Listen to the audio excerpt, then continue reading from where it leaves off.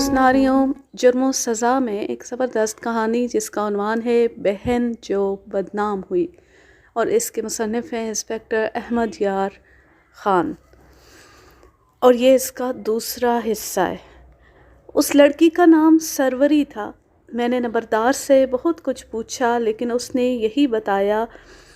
میں نے اسے ادھر ادھر کر دیا اور اس کے گاؤں کے اپنے آدمی کو بلایا، اس سے یہی پوچھا۔ اس نے تفصیل سے رپورٹ دی۔ یہ یاد رکھیں کہ کسی چھوٹے گاؤں میں کسی کے گھر مہمان جائے تو سارے گاؤں کو پتہ چل جاتا ہے۔ یہ آدمی، گمشدہ آدمی نصیر، ہمارے گاؤں میں سروری کے گھر کبھی کبھی آتا ہے۔ اس روز بھی آیا تھا۔ وہ سائیکل پر تھا، رات وہیں ٹھہرا، صبح وہاں سے گیا۔ رشتہ پکا ہو چکا ہے۔ سروری کے باپ نے تو پکا کر دیا ہے لیکن لڑکی مشکل سے مانے گی۔ ہو سکتا ہے لڑکی بارات آنے سے پہلے ہی غائب ہو جائے۔ مجھے لڑکی کے رشتے کے ساتھ کوئی سروکار نہیں ہونا چاہیے تھا۔ بات دلچسپ معلوم ہوتی تھی، اس لیے میں نے تفریح طبع کے لیے اپنے اس آدمی سے پوچھا کہ سروری کیوں نہیں مانے گی اور وہ کس کے ساتھ غائب ہو جائے گی۔ گاؤں میں راجپوت ذات کا ایک خوبرو اور جوان آدمی ہے۔ زمیندارے کے لحاظ سے خوشحال ہے لیکن بڑا جابر آدمی ہے۔ نامی گرامی وارداتیے اور 10 نمبریے اس کے دوست ہیں۔ اس کے آگے کوئی سر نہیں اٹھاتا۔ نمبردار خود بھی اسی کی برادری کا ہے اور نمبردار کی اور اس کی گہری دوستی ہے۔ اس کا نام فیض ہے۔ سروری اور فیض کا یارانہ اتنا گہرا ہے کہ ہیر رانجھے کا کیا ہوگا۔ فیض شادی شدہ ہے لیکن اس نے اپنی بیوی کو نہیں بسایا۔ بیوی میکے میں بیٹھی ہے۔ سروری نے کہہ رکھا ہے کہ فیض کے سوا کسی اور سے شادی نہیں کرے گی۔ فیض سروری کے باپ سے رشتہ مانگ چکا ہے لیکن باپ رشتہ دے نہیں رہا۔ وہ بھی راجپوت ہی ہے، بہت شریف آدمی ہے۔ اس کے 2 بیٹے ہیں جو سروری سے چھوٹے ہیں۔ ایک کی عمر 18 سال کے لگ بھگ ہے اور دوسرے کی 15-16 سال۔ اپنے باپ کی طرح دونوں شریف ہیں۔ فیض نے سروری کے باپ سے کہہ رکھا ہے کہ سروری اسی کے گھر آباد ہوگی، کوئی اور اسے نہیں لے جا سکے گا۔ برادری کا بھی کوئی آدمی فیض کو نہیں روک سکتا۔ سب جانتے ہیں کہ وہ سروری کو غائب کر سکتا ہے۔ سروری خود بھی غائب ہونے کو تیار ہے۔ اب یہ شہری آدمی نصیر سروری کے رشتے کے لیے آتا ہے۔ سنا ہے بات پکی ہو گئی ہے۔ اب لڑکے کی ماں دن مقرر کرنے آئے گی۔ سارا گاؤں دیکھ رہا ہے کہ اس شادی کا انجام کیا ہوگا۔ اس سے پہلے گاؤں کے ایک لڑکے کے ساتھ رشتہ طے ہو گیا تھا۔ جس روز شادی کا دن مقرر ہوا اس شام لڑکا شام تک نظر نہ آیا۔ شام کے بعد لالٹین اٹھا کر گاؤں والے تلاش میں نکلے۔ وہ گاؤں سے تھوڑی دور ویرانے میں بے ہوش پڑا پایا گیا۔ گاؤں میں اٹھا کر لائے۔ ہوش میں آ گیا لیکن بتاتا نہیں تھا کہ اسے کیا ہوا تھا۔ بار بار یہی کہتا تھا کہ سروری کے ساتھ شادی نہیں کروں گا۔ مقرر کیا ہوا دن منسوخ کر دیا گیا۔ لڑکا کئی دن آہستہ آہستہ چلتا پھرتا رہا۔ بعض لوگ کہتے تھے کہ فیض نے یا سروری نے کسی ایسے عامل یا پیر فقیر جس کے قبضے میں جن ہے اس لڑکے کو جنات سے مروایا پٹوایا ہے اور یہ کہلوایا ہے کہ وہ سروری کے ساتھ شادی نہ کرے۔ اسی لیے لڑکا سروری کا نام سن کر ڈر جاتا ہے۔ بے شک بات دلچسپ تھی لیکن میں اکتا گیا تھا۔ مخبروں کی اگر آپ رپورٹیں ان کی زبانی سنیں تو وہ تھانے داروں کو خوش کرنے کے لیے بات بڑی لمبی کرتے ہیں اور یہ ظاہر کرنے کے لیے کہ وہ ڈھکے چھپے حالات بھی جانتے، ذرا ذرا سی باتوں اور غیر متعلق تفصیلات کو بھی سنانے لگتے ہیں۔ یہ آدمی چونکہ میرا ذاتی مخبر تھا اور اسے میں نے یہ اعزاز بھی دے رکھا تھا کہ نمبردار کے خلاف بھی مخبری کرے، اس لیے وہ جب بھی آتا میرا دماغ چاٹ جایا کرتا تھا۔ اب اس نے سروری کے رشتے کی کہانی سنانی شروع کی تو میں نے اکتاہٹ محسوس کی، لیکن اس نے جب اس نوجوان کا قصہ سنایا کہ شادی کا دن مقرر ہوا اور یہ نوجوان گاؤں سے کچھ دور بے ہوش پڑا پایا گیا تو میرے دماغ کی ایک ایک رگ بیدار ہو گئی۔ سراخ رسانی کی حس پھڑک اٹھی۔ مخبر نے کہا تھا کہ سروری کے ہونے والے دلہا کو جنات نے مارا پیٹا ہے لیکن مجھے ان جنات کا سراخ نظر آنے لگا۔ کیا یہ لڑکا زخمی تھا؟ زخم کوئی نہیں تھا، اس کا منہ کچھ سوجا ہوا تھا اور چہرے پر نیلے نشان تھے۔ جسم پر ڈنڈے، لاٹھی یا پتھر کی کوئی ضرب نہیں تھی، لیکن وہ کہتا تھا کہ اس کے اندر ضربوں کا درد ہے۔ اسے اگر کسی انسان نے مارا پیٹا تھا تو گھونسے مارے تھے۔ کیا تم بھی یہ سمجھتے ہو کہ اسے جنات نے مارا پیٹا تھا؟ نہیں، گاؤں میں کسی کی کوئی بات چھپی نہیں رہتی۔ اسے فیض نے خود یا ایک دو آدمیوں سے پٹوایا تھا۔ یہ لڑکا گاؤں میں ہوگا۔ گاؤں میں ہی ہے۔ مزے کی بات یہ کہ اس کی شادی فیض نے ہی ساتھ والے گاؤں سے کرائی تھی۔ مجھے ایسے محسوس ہونے لگا جیسے میرا مجرم فیض ہے۔ کسی بھی تھانے دار کے لیے جو تفتیش اور سراغ رسانی میں دیانتدار ہو، اس قسم کی اطلاع بڑی ہی کارآمد ہوتی ہے۔ نصیر بھی سروری کے رشتے کی بات نادر علی کے لیے پکی کر آیا تھا۔ مجھے یوں محسوس ہونے لگا جیسے نصیر فیض کا شکار ہو گیا ہے۔ میں نے اس مخبر کی اس اطلاع پر بھی غور کیا کہ فیض کی دوستی بدماشوں اور وارداتیوں کے ساتھ ہے اور نمبردار بھی اس کا گہرا دوست ہے۔ 2 روز گزرے، شہر سے ایک جوان اور بڑی اچھی شکل و صورت والا آدمی ہمارے گاؤں میں آیا تھا۔ میرے اس خاص آدمی نے بتایا وہ نصیر نام کے ایک آدمی کو پوچھتا پھر رہا تھا۔ نصیر وہی آدمی ہے جو سروری کے رشتے کے لیے آیا کرتا ہے۔ یہ جو دوسرا آدمی آیا تھا، اس کے متعلق پتہ چلا کہ سروری کا رشتہ اسی کے لیے لیا گیا ہے۔ فیض باہر کھڑا تھا۔ میں نے دیکھا کہ فیض کی اور اس کی کچھ دیر باتیں ہوتی رہی تھی، پھر وہ آدمی سروری کے گھر چلا گیا تھا۔ گھنٹے ڈیڑھ بعد وہاں سے نکلا اور شہر کا رخ کرنے کی بجائے دوسرے گاؤں کی طرف چل پڑا۔ وہ پیدل تھا۔ وہ گاؤں سے تھوڑی دور گیا تو فیض اس کے پیچھے چل پڑا۔ سروری کے دونوں بھائی اپنے مہمان کے ساتھ گاؤں کے باہر تک ساتھ آئے تھے۔ وہ فیض کو اپنے مہمان کے پیچھے جاتا دیکھ کر اپنے گھر چلے گئے اور فوراً ہی باہر آ کر اسی طرف تیز تیز چلے گئے جدھر ان کا مہمان اور فیض گئے تھے۔ دونوں بھائیوں کے ہاتھوں میں ڈنڈے تھے۔ وہ دوپہر کے بعد واپس آئے تھے اور فیض، اسے میں نے واپس آتے نہیں دیکھا۔ اسے تو میں نے پھر دیکھا ہی نہیں۔ اس آدمی کو میں نے پچھلے کمرے میں بھیج دیا اور نمبردار کو بلایا۔ اسے میں نے سوچنے کا موقع دیے بغیر کہا، سیدھی بات کرو چودھری، وہ آدمی زندہ ہے یا اسے قتل کر دیا گیا ہے؟ پہلے سچ بولو، پھر جو کہو گے اسی طرح کروں گا۔ زندہ ہے۔ آپ کو کس نے خبر دی ہے؟ چودھری تم مجھے یہ بتاؤ کہ یہ بات مجھ سے چھپائی کیوں ہے؟ میں نے دوستانہ بے تکلفی سے پوچھا۔ مجھے چونکہ اس سے اپنا مطلب پورا کرنا تھا، اس لیے میں نے ذرا جھک کر بات کی۔ تمہیں تو میں نے کبھی دھوکہ نہیں دیا، بولو یہ کیا قصہ ہے؟ حضور وہ اپنا بچہ ہے، میرا خیال تھا کہ آپ کو معلوم نہیں ہوگا۔ مجھے اب کانسٹیبلوں سے پتہ چلا ہے کہ جو آدمی سروری کے رشتے کے لیے ہمارے گاؤں جایا کرتا ہے وہ لاپتہ ہے اور آپ تفتیش کریں، پوری بات مجھ سے سنیں اور مجھ پہ کرم کریں کہ کیس گول کر دیں۔ آپ کا لاپتہ فرد آپ کو زندہ اور سلامت مل جائے گا۔ مجھے اپنے لاپتہ فرد کی ہی ضرورت تھی۔ کیس گول کرنا مجھے آتا تھا۔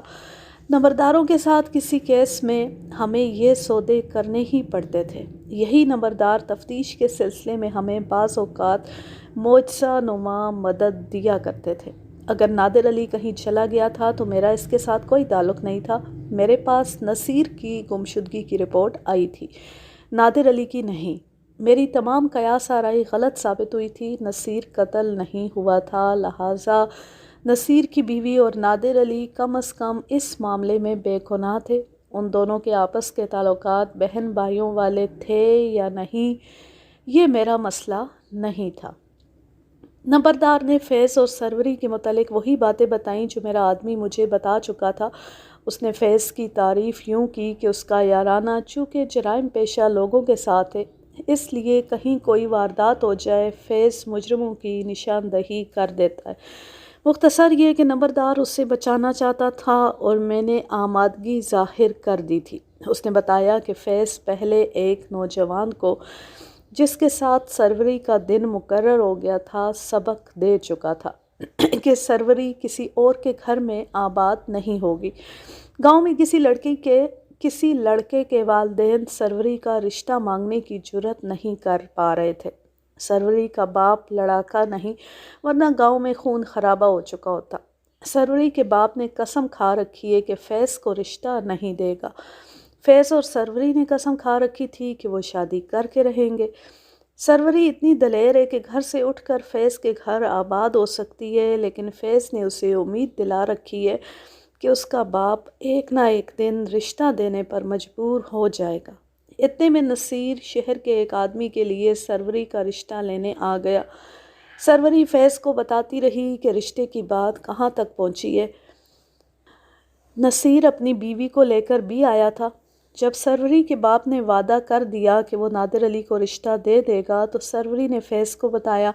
ایک بار پھر نصیر گاؤں میں گیا تو واپسی پر فیض نے اسے راستے میں روک کر کہا کہ آئندہ اس گھر میں رشتے کے لیے نہ آنا۔ نصیر نے اینٹ کا جواب پتھر سے دیا۔ دونوں کی تو میں ہوئی۔ فیض نے نصیر سے کہا کہ جان سے نہیں ماروں گا لیکن جینے کے قابل بھی نہیں چھوڑوں گا۔ نصیر نے اسے کہا کہ میں اکیلا آؤں گا اور ضرور آؤں گا۔ نمبردار نے مجھے بتایا کہ 5-6 دن گزرے، نصیر پھر آ گیا۔ وہ سائیکل پر سوار تھا۔ فیض نے ساتھ والے گاؤں سے 2 آدمی بلا لیے۔ نصیر سروری کے گھر سے نکلا تو شہر کی طرف جانے کے بجائے ایک اور گاؤں کی سمت ہو گیا۔ فیض نے اپنے آدمیوں کو ایک خاص طرف بھیج دیا اور خود نصیر کے پیچھے گیا۔ اس نے واپس آ کر نمبردار کو بتایا کہ راستے میں اس نے نصیر کو روک لیا۔ اس کے دونوں آدمی پہنچ گئے۔ تینوں نے نصیر کو پکڑ لیا اور اس کے ہاتھ اور پاؤں رسیوں سے باندھ کر اٹھا لے گئے۔ پگڈنڈی سے ہٹ کر ٹیلوں اور چٹانوں کا ویران علاقہ شروع ہو جاتا تھا۔ انہوں نے نصیر کو وہاں جا بند کیا۔ وہ ابھی تک وہیں بند ہے۔ اسے ایک وقت کھانا دیا جاتا ہے۔ اس کا منہ کپڑے سے بند رکھا جاتا ہے۔ میں نے وہ جگہ نہیں دیکھی۔ اسے کب تک بند رکھا جائے گا اور بند کرنے کا مقصد کیا ہے؟ فیض اسے سبق سکھا رہا ہے۔ کہتا ہے کہ جب اس کی ہڈیاں نظر آنے لگیں گی تو اسے چھوڑ دوں گا۔ نمبردار نے فیض کے جن 2 ساتھیوں کے نام بتائے وہ ہسٹری شیٹر تھے۔ انہیں تھانے بلانا کوئی مشکل نہیں تھا۔ میں نے نمبردار سے وعدہ کیا کہ وہ نصیر کو برآمد کر دے اور میں فیض کو نظر انداز کر دوں گا۔ اس کی ساری بات سن کر میں نے اسے کہا کہ وہ ابھی گاؤں جائے اور فیض سے کہے کہ نصیر کو شام سے پہلے رہا کرو۔ جو ہی نصیر آ جائے گا میں کیس کاغذوں میں دفن کر دوں گا۔ نمبردار کو وہ جگہ معلوم نہیں تھی جہاں نصیر کو قید رکھا گیا تھا۔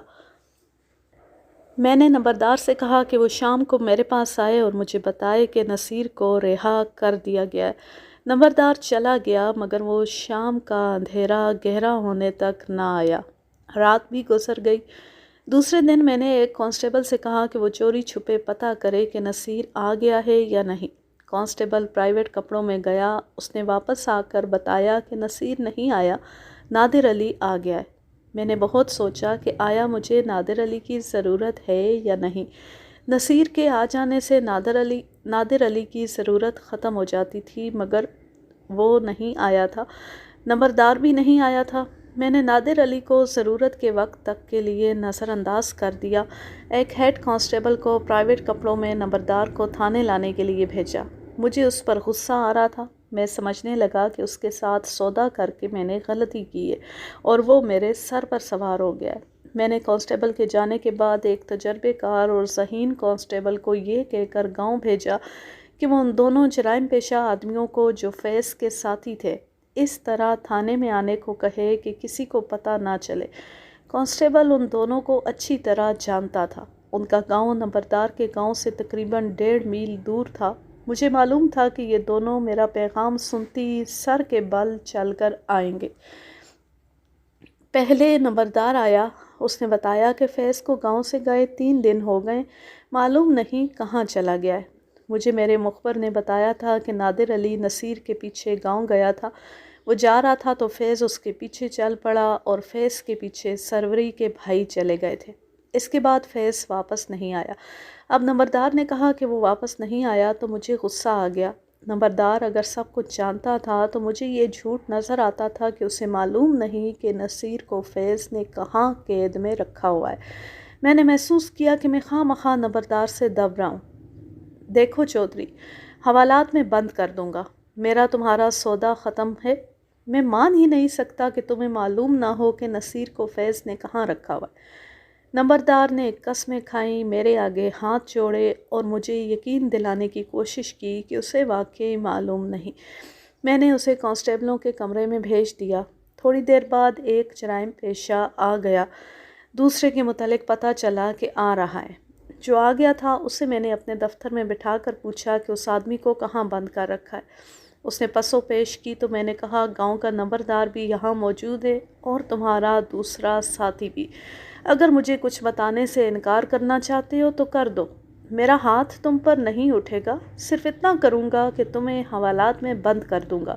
تم اچھی طرح جانتے ہو کہ میرے پاس نہ کیسوں کی کمی ہے نہ گواہوں کی۔ تمہاری اس واردات کے متعلق مجھے بہت کچھ معلوم ہو گیا، مجھے تمہارے اقبال کی ضرورت ہی نہیں۔ اگر میری مدد کرو گے تو ہماری دوستی پکی رہے گی۔ یہ لوگ تو ہماری تھیلی میں ہوتے ہیں۔ اس نے فیض کے متعلق وہی کچھ بتایا جو مجھے پہلے ہی معلوم ہو چکا تھا۔ اس نے نمبردار کے بیان کی بھی تصدیق کر دی اور یہ بھی بتایا کہ نمبردار کو واقعی معلوم نہیں کہ نصیر کو کہاں بند کر دیا گیا ہے۔ اس نے بتایا کہ پگڈنڈی سے ذرا ہٹ کر ٹیلوں اور چٹانوں کا ویران علاقہ دور تک چلا گیا ہے، وہاں کوئی آبادی نہیں۔ کبھی کسی زمانے میں وہاں اینٹوں کا بھٹا ہوا کرتا تھا جو کب کا اجڑ چکا ہے۔ وہاں پتھروں اور مٹی کا ایک کمرہ ہے جو بھٹے والوں نے اپنے لیے بنایا تھا۔ یہ ابھی تک صحیح سلامت ہے۔ نصیر کو اس میں بند رکھا گیا ہے۔ فیض نے ہمیں خاصی اجرت دی ہے۔ اس آدمی کو 2 دنوں بعد چھوڑ دینا تھا، لیکن آدمی بڑا اکھڑ ہے۔ اس کوٹھڑی میں لے جا کر ہم نے اس کے ہاتھ پاؤں کھول دیے اور فیض نے اسے کہا کہ سروری کے رشتے سے باز آ جاؤ اور آئندہ اس گاؤں میں نہ آنا۔ نصیر نے فیض سے کہا کہ میں تمہیں پہلے بھی ایک بار کہہ چکا ہوں کہ میں سروری کا رشتہ اپنے دوست کے لیے طے کر رہا ہوں اور میں تمہارے ڈر سے رشتے سے بھاگوں گا نہیں۔ تم 3 ہو اور میں اکیلا ہوں، ایک ایک کر کے میرے سامنے آؤ۔ اس نے فیض کو بڑی ننگی بات کہہ دی۔ فیض نے اس کے منہ پر تھپڑ مارا۔ نصیر نے فیض کے منہ پر گھونسا مارا، ایک لات میرے پیٹ میں ماری، میں دوہرا ہو گیا۔ ہم 3 تھے اس لیے اسے گرا لیا اور اس کے ہاتھ اور پاؤں رسیوں سے باندھ دیے۔ فیض نے کہا کہ اس کی مار پٹائی بالکل نہ کرو، یہیں بند رہنے دو، دن میں صرف ایک بار کھانے کے لیے دو، اور جب یہ لاش کی طرح ہو جائے تو اسے رات کو اٹھا کر شہر لے جانا اور اس کے گھر کے آگے پھینک آنا۔ فیض چلا گیا۔ میں اور میرا ساتھی رات کو اس پر باری باری پہرا دیتے ہیں۔ دروازے کے باہر ہم تالا لگا کر رکھتے ہیں، اس کے منہ پر کپڑا باندھ دیتے ہیں تاکہ اس کی آواز باہر نہ نکلے۔ فیض 2 دفعہ وہاں گیا تھا اور اسے کہا تھا کہ سروری کے رشتے سے ہاتھ اٹھا لو۔ اس کے جواب میں نصیر خاموش رہتا یا یہ کہتا ہے کہ اگر یہاں سے زندہ نکل گیا تو سروری کو اپنے دوست کے گھر بساؤں گا۔ اب یہ شخص کمزور ہو گیا ہے لیکن ہار پھر بھی نہیں مان رہا۔ فیض یہ جرم جذبات کے زیر اثر کر رہا تھا اور وہ اپنی زمینداری اور بدماشوں کی دوستی کی وجہ سے اپنے آپ کو اس علاقے کا ٹارزن سمجھتا تھا۔ وہ احمقانہ طریقے سے ایک گھناؤنا جرم کر رہا تھا۔ میں نے یہ تسلیم کر لیا تھا کہ نمبردار کو بھٹے کی اس کوٹھڑی کا علم نہیں تھا۔ اس نے میری مدد کی اور ورنہ تفتیش میں مجھے بہت پریشانی ہوتی۔ میں نے اس کے عوض کیس گول کرنے کا وعدہ کیا تھا، لیکن جرم کی نوعیت ایسی تھی کہ میں اس کے مجرموں کو نظر انداز نہیں کر سکتا تھا۔ کر تو سکتا تھا مگر میں نے انہیں نظر انداز کرنا بہت بری بددیانتی سمجھا۔ فیض جیسے بد کردار آدمی کو میں نے بخش دینا گناہ کبیرہ سمجھا۔ فیض کا دوسرا ساتھی بھی آ گیا تھا۔ میں نے پہلے کو حوالات میں بند کرا دیا اور دوسرے سے پوچھا تم لوگوں نے جسے پرانے بھٹے کی کوٹھڑی میں بند کر رکھا ہے اس کی سائیکل بیچ ڈالی ہے یا ابھی اپنے گھر میں رکھی ہوئی ہے؟ وہ مسکرایا اور ہاتھ جوڑ کر بولا ہم اسے چھوڑ دیں گے حضور، آپ اس سے پوچھ لینا، ہم نے اسے مارا پیٹا نہیں۔ فیض نے کہا تھا کہ اسے صرف ڈرانا ہے۔ سائیکل میرے گھر میں ہے۔ اس سے مجھے یہی توقع تھی۔ میرے پہلے سوال سے ہی وہ جان گیا تھا کہ واردات کی تفتیش کامیابی سے مکمل ہو چکی ہے، اس لیے اس نے یہی بہتر سمجھا کہ مان جائے۔ اس نے بھی وہی کہانی سنائی جو میں آپ کو سنا چکا ہوں۔ اس سے میں نے فیض کے متعلق پوچھا کہ وہ گاؤں میں ہے یا کہاں ہے۔ اس نے بتایا کہ فیض 2-3 دن سے نظر نہیں آ رہا، معلوم نہیں کہاں چلا گیا ہے۔ میں نے دونوں ملزموں کو ہتھکڑیوں میں اپنے ساتھ لیا، نمبردار بھی ساتھ تھا، اپنا سٹاف بھی ساتھ لے لیا اور فیض کے گاؤں کو روانہ ہوا۔ تھانے کے احاطے سے نکلا ہی تھا کہ اپنا ایک آدمی باہر سے آیا اور مجھے ایک طرف کر کے اس نے مجھے بتایا کہ نادر علی آ گیا ہے۔ اگر نصیر کا سراغ نہ مل چکا ہوتا اور اس کی گمشدگی کی پوری کہانی میں نہ سن چکا ہوتا تو نادر علی کی واپسی میرے لیے بہت بڑی خبر ہوتی اور میں اطلاع ملتی اس کے گھر جا دھمکتا، مگر اب مجھے نادر علی کی کوئی ضرورت نہیں تھی، وہ اس واردات میں ملوث نہیں تھا، لہٰذا میں فیض کے گاؤں چلا گیا۔ اس گاؤں میں جا کر فیض کے دروازے پر دستک دی، دروازہ کھلا۔ میں نے فیض کے متعلق پوچھا تو بتایا گیا کہ وہ 3 دنوں سے کہیں گیا ہوا ہے۔ اپنا شک رفع کرنے کے لیے میں نے اس کے گھر کی تلاشی لی، وہ نہ ملا۔ میں نے گاؤں کے 3 معزز آدمی ساتھ لیے اور ان کے سامنے فیض کے ساتھیوں سے کہا کہ ہمیں وہاں لے چلو جہاں تم نے شہر کے ایک آدمی نصیر کو بند کر رکھا ہے۔ وہ چونکہ جرائم پیشہ تھے، پولیس کا طریقہ کار جانتے تھے، اس لیے وہ پہلے ہمیں اس جگہ لے گئے جہاں انہوں نے نصیر کو روکا اور اسے باندھ کر پرانے بھٹے کی طرف لے گئے تھے۔ انہوں نے مجھے راستہ دکھایا جو باقاعدہ راستہ نہیں تھا، ویرانہ تھا۔ اس زمانے میں آبادیاں بہت کم اور ایسے ویرانے زیادہ تھے جہاں عام گزرگاہیں نہیں تھیں۔ وہ ہمیں پرانے بھٹے تک لے گئے۔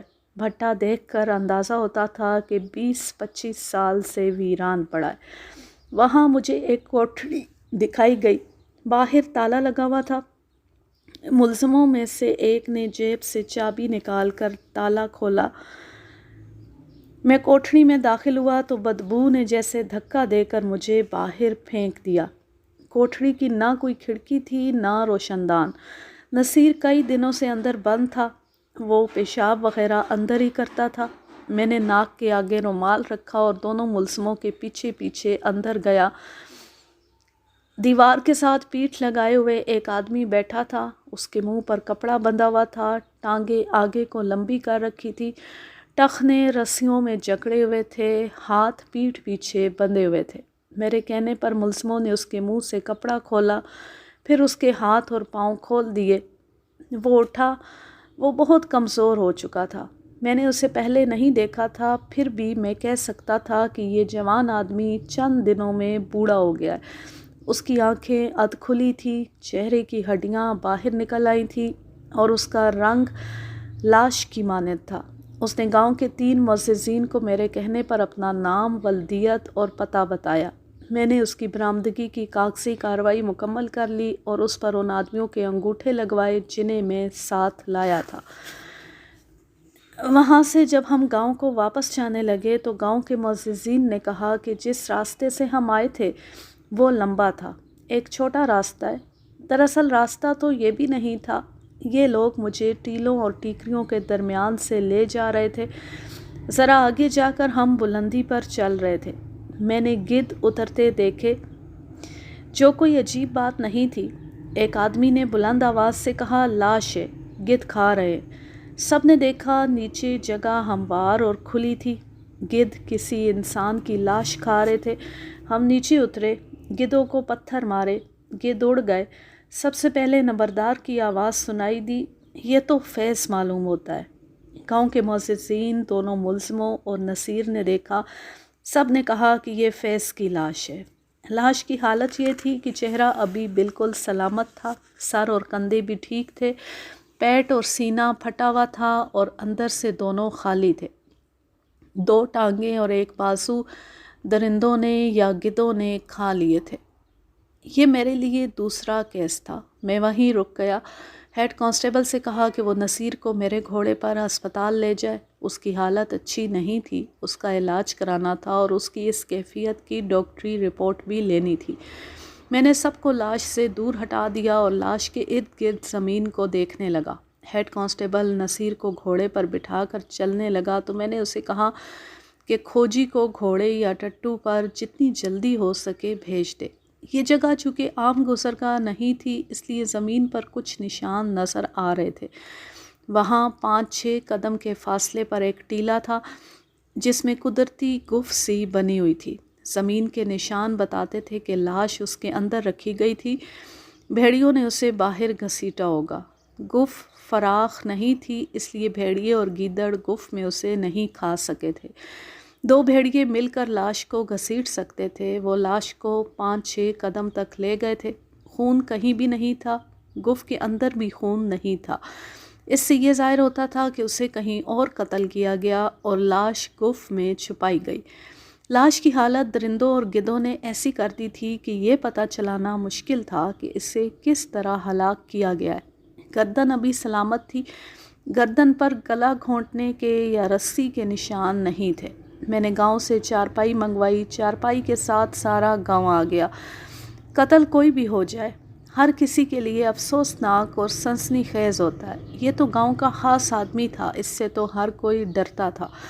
سروری جیسی خوبصورت لڑکی اس پر مرتی تھی اور اس نے اعلان کر رکھا تھا کہ وہ اسی کے ساتھ شادی کرے گی۔ گاؤں والوں کے لیے فیض کا قتل بہت بڑا واقعہ تھا جو حیران کن بھی تھا۔ فیض کو قتل کرنے کی بھلا کون جرأت کر سکتا ہے؟ اب یہ معلوم کرنا میرا کام تھا کہ جس ٹارزن سے جنگل کے درندے بھی ڈرتے تھے، اسے قتل کرنے کی جرأت کس انسان نے کی ہے۔ میں نے فیض کی کھائی ہوئی لاش کو ایک بار پھر غور سے دیکھا۔ دیکھتے دیکھتے میرے ذہن سے نکل گیا کہ میں تھانے دار ہوں اور مجھے تفتیش کرنی ہے۔ اس خیال نے میرے رونگٹے کھڑے کر دیے کہ انسان زندہ ہوتا ہے تو اسے نہ خدا یاد رہتا ہے نہ خدا کا قانون۔ اسے دولت مل جائے تو خود کو اپنے سے کمزور انسانوں کا بادشاہ سمجھ لیتا ہے۔ میرے سامنے جس کی لاش پڑی تھی وہ گاؤں کی سب سے حسین لڑکی کو اپنی ملکیت سمجھتا تھا۔ لڑکی کے باپ اور بھائیوں کے لیے وہ دہشت بنا ہوا تھا۔ اس کے دماغ میں فرعونیت اتنی تھی کہ اس کے ڈر سے اس لڑکی کا رشتہ لینے کی کوئی جرأت نہیں کرتا تھا۔ 2 نے جرأت کی تھی۔ ایک کو اس نے مار پیٹ کر ایسا خوفزدہ کیا کہ اس نے شادی کا دن مقرر ہونے کے باوجود شادی سے انکار کر دیا، اور دوسرے کو اس نے اپنے قانون کے تحت قید میں ڈال دیا۔ یہ شخص شرابی تھا۔ شراب اور امیری نے اسے فرعون بنا دیا تھا۔ اسے معلوم نہیں تھا کہ جہاں اس نے ایک امیر آدمی کو قید میں رکھ کر یہ حکم دیا ہے کہ جب یہ لاش کی طرح ہو جائے تو اسے چھوڑ دینا، وہاں اس کی اپنی لاش پڑی ہوگی اور اسے گدھ اور گیدڑ کھا رہے ہوں گے۔ اس نے موت کو بھی شاید اپنا غلام سمجھ لیا تھا، مگر خدا نے اسے ایسی موت دی کہ دوسروں کے لیے عبرت بن گیا۔ اگر میں تھانے دار نہ ہوتا تو اس کی لاش گاؤں کے وسط میں رکھواتا اور لوگوں کو بلا کر کہتا کہ یہ دیکھ لو انسان کا انجام اور گناہوں کی سزا، مگر انسان عبرت حاصل نہیں کرتے۔ لاش کے ارد گرد فیض کے خاندان کی عورتوں کے بین اور سینہ کو بھی شروع ہو چکی تھی۔ میں کسی کو قریب نہیں آنے دے رہا تھا۔ مرد دھاڑے مار رہے تھے۔ میرا خیال ہے کہ سروری کا باپ اور بھائی خوش ہوں گے۔ سروری کی حالت کا مجھے کچھ پتہ نہ چلا۔ وہ اپنے گھر بیٹھی رو رہی ہوگی۔ میں نے لاش چارپائی پر رکھوا دی۔ ناف سے اوپر کا دھڑ اکٹھا رہا، دونوں ٹانگیں الگ اور ایک بازو الگ ہو گیا۔ ٹانگوں کی ہڈیاں سمیٹ کر چارپائی پر رکھی گئیں۔ اس حالت میں لاش قصبے کے سول سرجن کے پاس پوسٹ مارٹم کے لیے بھجوا دی اور خود وہیں تفتیش میں مصروف ہو گیا۔ قصبے میں عام قسم کے پوسٹ مارٹم کا انتظام تھا۔ میں نے سب سے پہلے کاغذی کارروائی مکمل کی اور پھر پوچھ گچھ شروع کر دی۔ یہ تو بڑا لمبا سلسلہ ہوتا ہے۔ آج کے لیے بس اتنا ہی۔ میں لیتی ہوں آپ سے اجازت۔ جہاں رہیں خوش رہیں، شاد و آباد رہیں، ہنستے مسکراتے رہیں، اور اس کہانی کے تیسرے اور آخری حصے کا تھوڑا سا انتظار کریں۔ اللہ حافظ، اللہ نگہبان۔